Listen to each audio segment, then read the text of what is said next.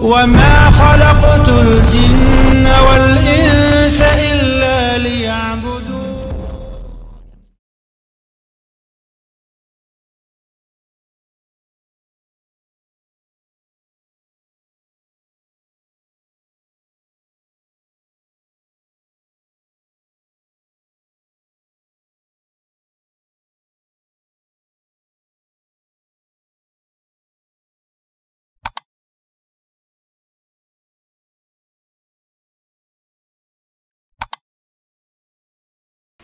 يا أيها الذين آمنوا اتقوا الله وقولوا قولا سديدا يصلح لكم أعمالكم ويغفر لكم ذنوبكم ومن يطع الله ورسوله فقد فاز فوزا عظيما.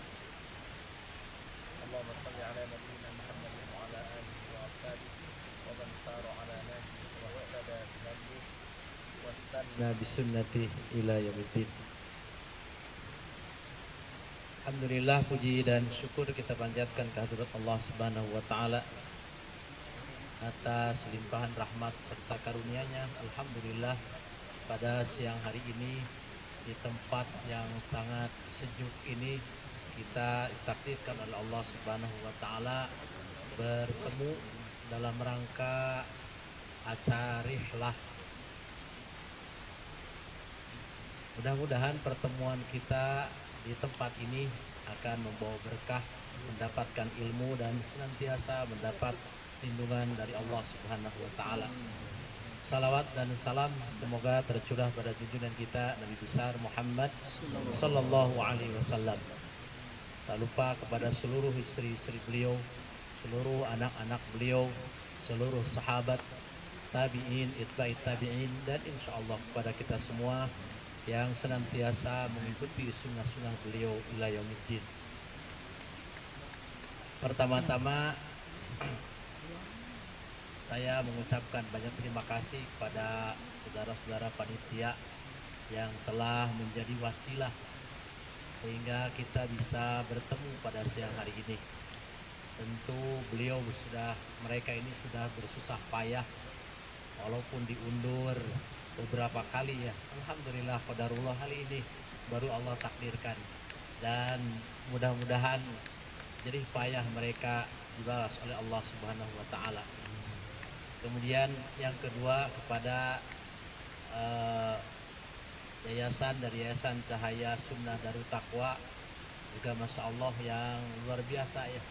Yayasan Cahaya Sunnah ini kalau saya lihat progresnya Masya Allah tabarakallah ya. Jadi ada dari satu pengajian sekarang sudah beberapa pengajian, ada program yang lain, dan mudah-mudahan Allah Subhanahu wa taala senantiasa memberikan pertolongan kepada kita semua, khususnya kepada Yayasan Cahaya Sunnah Darut Taqwa, sehingga insya Allah ke depan apa yang menjadi rencana, apa yang menjadi cita-cita kita semua, dan insya Allah Subhanahu wa taala memberikan pertolongan sehingga semua itu bisa tercapai. Alhamdulillah, siang hari ini saya bisa bertemu dengan rekan-rekan semua di tempat yang mulia ini, yang sejuk ini. Ini tadinya saya sebetulnya daftarnya belakangan ini ya, tapi qadarullah ini jadi duluan nih. Mestinya dalam budaya kita selagi ada yang muda, yang tua di belakang tuh. Tapi qadarullah ini yang tua dulu nih. Mestinya kan ya. Beda lagi kalau budaya kita itu selagi ada yang muda ya udah duluan lah, fadhol. Yang tua belakangan. Sekarang ada yang muda-muda seperti Ustaz Salman, Ustaz Semana, Masya Allah tuh. Beda lagi dengan teman-teman kita misalkan. Ya, dia udah agak miring dikit juga, masih udah mahrajnya nggak jelas. Sekarang masih tetap jadi imam kan. Alhamdulillah kita ada, walaupun ini budaya ini tidak tertulis ya, lagi ada yang muda maka yang tua biasanya belakangan. Kenapa? Karena biasanya yang tuanya belum mengenal sunnah biasanya begitu. Jadi sunnah itu kan baru-baru ini, biasanya lihat yang muda, lihat bapaknya belum biasanya. Makanya apalagi saya merasakan juga. Makanya selagi ada yang muda, tadinya yang muda aja. saya merasa ilmu saya juga mungkin masih banyak syubhat, masih banyak belajar, perlu belajar. Karena ya, mengenal sunnah baru-baru. Berbeda mungkin sama Ustadz Salman, Ustadz Sumarna, Masya Allah. Mereka disiplin ilmu dari kecil, sudah memang lurus mana aja. Kalau saya, istilah pohonan itu cangkokan Pak, ditempel ya gitu ya. Ini ada tanaman aslinya, kemudian dientres gitu. Nah, tapi mudah-mudahan kendali demikian, mudah-mudahan ya kita semua senantiasa berdoa kepada Allah, mudah-mudahan kita lurus dalam manhaj ini. Materi yang diberikan kepada saya yaitu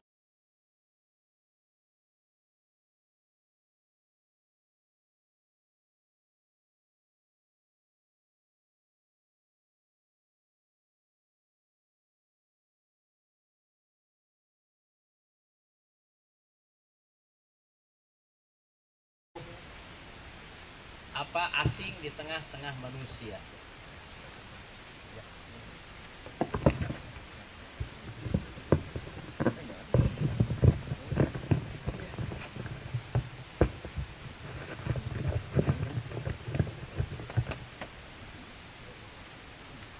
Bismillah. Ya. Itu asing di tengah-tengah manusia. Mungkin ketika panitia memberikan tema ini tentu ada sedikit diilhami dari sebuah hadis Nabi Sallallahu Alaihi Wasallam yang diriwayatkan oleh Imam Muslim dari Abdurrahman bin Sinan. Ya. Nabi Sallallahu Alaihi Wasallam bersabda, "Badal Islamu ghoriban, wa sayaudu ghoriban kama bada'a." Fatuba lil ghuraba. Badal Islamu ghoriban, Islam dimulai dari keterasingan. Wa sayaudu ghoriban, dan nanti akan kembali asing. Fatuba lil ghuraba, maka berbahagialah bagi orang-orang yang asing. Rekan-rekan yang muliakan Allah Subhanahu wa taala, pertama kali Islam datang itu memang asing. Ketika Rasulullah Sallallahu Alaihi Wasallam mendakwahkan Islam, maka orang-orang musyrikin Arab saat itu mereka merasa asing dengan kedatangan Rasulullah Sallallahu Alaihi Wasallam. Kenapa?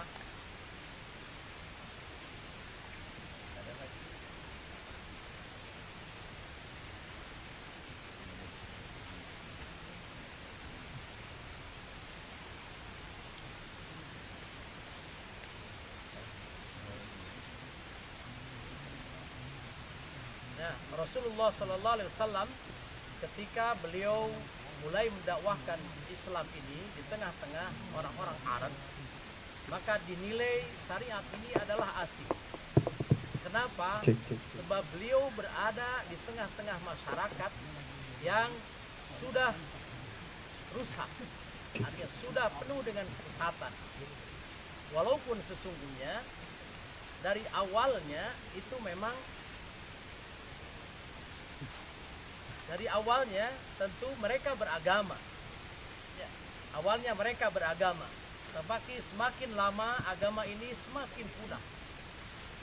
Dan itulah makanya Allah Subhanahu wa taala mengutus para nabi. Ya, kurang lebih 124.000 nabi yang Allah utus. Kemudian setiap nabi sama tugasnya. Jadi setiap nabi itu sama tugasnya. Anibudullah wajtanibut taghut, yaitu hendaklah beribadah kepada Allah dan menjauhi taghut. Tetapi semakin lama syariat ini itu semakin bercampur dengan pemikiran.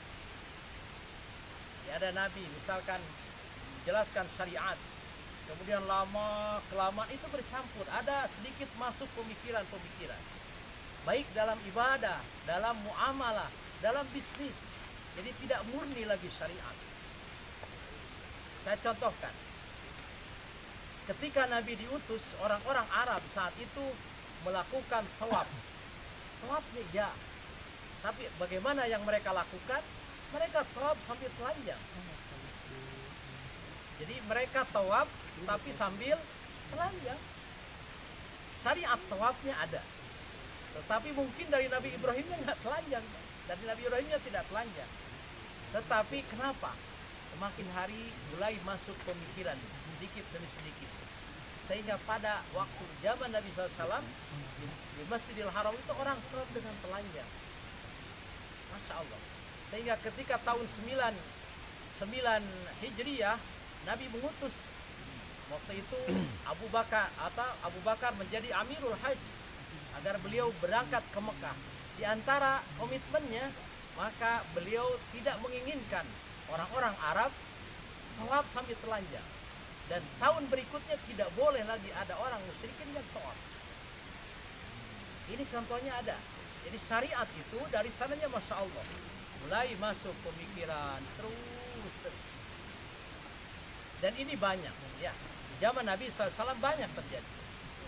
Kemudian juga lihat ada lagi misalkan syariat ya. Jadi ada saat itu lihat orang ketika punya anak perempuan dia merasa hina. Ya. Idza busyira ahadum bil unsa dhalla wajhuhu muswaddan wa huwa kadhib. Dia ketika punya anak perempuan dikabarin, oh anakmu perempuan, dhalla wajhuhu muswaddan, wah mukanya hitam. Kenapa dia malu? Padahal sesungguhnya antara perempuan dan laki-laki itu sama aja. Bahkan lihat qadarullah, Nabi SAW sampai anak-anak beliau yang dewasa adalah perempuan semua. Ya, tidak ada anak beliau, anak Nabi SAW, putranya Nabi itu yang dewasa kecuali semua perempuan. Itu qadarullah, Allah takdirkan demikian. Padahal saat itu orang-orang Arab, Masya Allah, ketika mereka punya anak perempuan merasa terhina, merasa malu muswaddan wa huwa kadhib. Ini menunjukkan dari sananya biasa-biasa saja. Kemudian masuk pemikiran, oh padahal sesungguhnya itu adalah murni pemikiran. Tetapi setelah lama bercampur sehingga seakan-akan itu jadi sebuah syariat. Asalnya sedikit berbeda, sedikit dibiarkan terus. Jadi seakan-akan yang tadinya bukan sesuatu jadi agama. Nah, ini yang dialami oleh Rasulullah Sallallahu Alaihi Wasallam. Kemudian wasayaudu ghariban kama bada, dan nanti juga akan kembali menjadi kembali aneh, kembali asing. Kaum muslimin, rekan-rekan sekalian, kita merasakan hari ini asing nggak? Sebagian ada ya.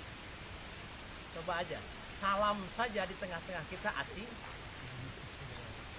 Ada kalau kita salamin, assalamualaikum, enggak aja, bingung.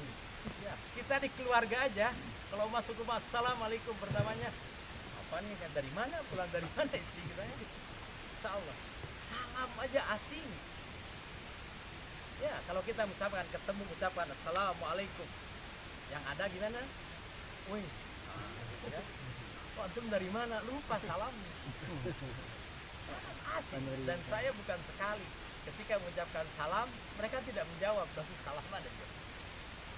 Ada yang menjawab salah, ada yang nggak jawab, tapi malu-malu gitu kan. Agak sedikit gimana gitu. Waalaikumsalamnya. Itu salam aja. Padahal kata Nabi, absus salam wa at'imut ta'am wa sallu bil lail wan nasu niyam. Sebarkan salam. Para sahabat dulu mau menyebarkan salam, datang ke pasar-pasar kan. Assalamualaikum, assalamualaikum. Sahabat dulu.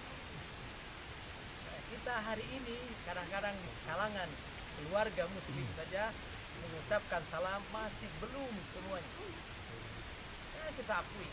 Kadang-kadang keluarga kita sendiri, misalkan istri, belum terbiasa masuk dengan salam. Ini salam aja masih asik.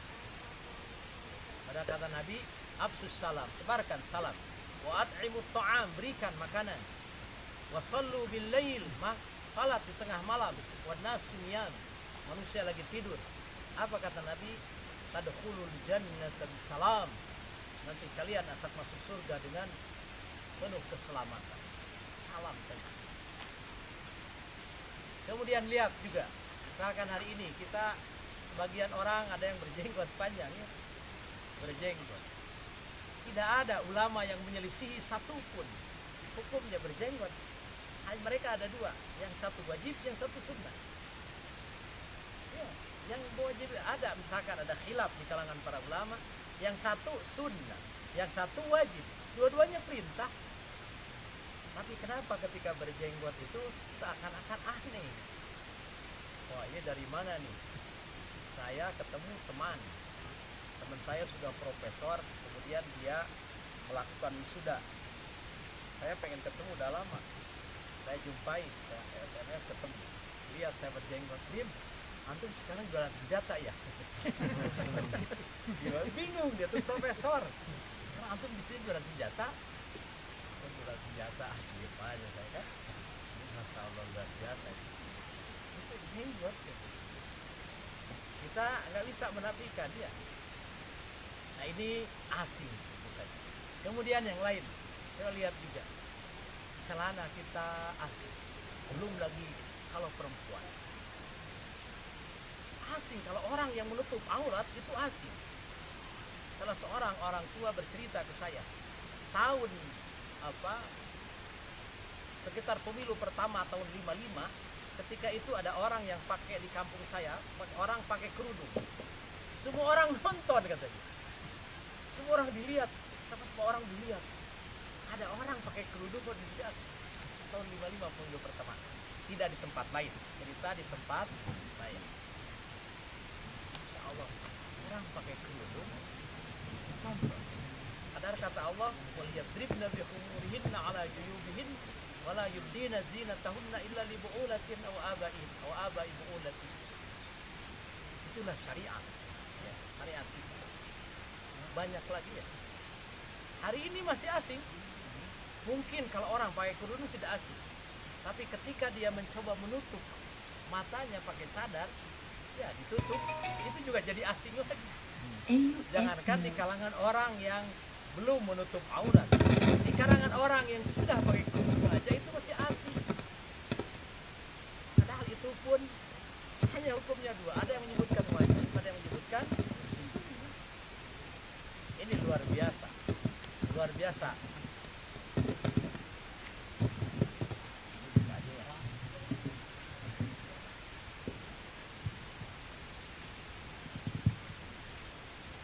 Nah, itu beberapa contoh ya.